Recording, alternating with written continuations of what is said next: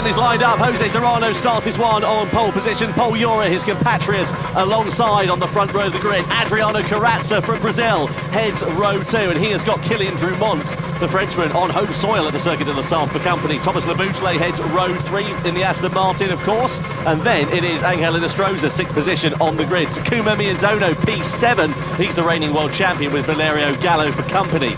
Completing the top 10 is Guy Barbara, the Australian, and just on the fringes of it is Takuma Sasaki, who will be hoping for better fortunes in the race. Kai de Bruin lines up P11, the Dutchman, and then 12th position is the newcomer Samuel Cardinal, the Canadian, is at the back of the field. So soft tyres for the drivers, 5 laps and a rolling start here, Jimmy. Yes, not really much you can do in terms of strategy. It is just, as suggested, an all-out sprint race, all about pace here. So will we see the two Spanish drivers work together as we have in the past? Will we see Carrazza get into the mix, and will we see Miyazono move up?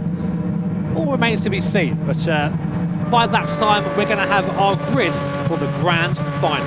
Absolutely. How important is this for the Grand Final, Jimmy? Because the circuit we're going to be racing on, completely different in terms of characteristics. Yeah, I mean, here overtaking is fairly easy for the slipstream, but the Grand Valley circuit, a bit later on, much tighter, much twistier, and getting by someone there is completely different. So getting that qualifying position here is going to be super, super important. Absolutely. Well, there is Guy Barbara. He's starting a bit further down the order than he would like. Let's see what forward progress he can make over the course of this one, as Jose Serrano leads the field to the timing line. Paul Jura follows him, and Adriano Carrazza, as we get the sprint race underway here. The Nations Cup Gran Turismo World Series in London is go, as Serrano leads them up towards the Dunlop curve, and as they head into the chicane, is anybody going to think about a move on the brakes? Well, the rolling start spreads the field out a little bit there, so there's no dive bomb moves, but Carrazza gets tagged there by Drumont into the first corner, just sends the Brazilian a little bit wide and might leave him under a bit of pressure in turn. What that has done is allowed Serrano and Jura a bit more of a gap at the sharp end, as it's all bottlenecked up behind. Yeah, this is exactly what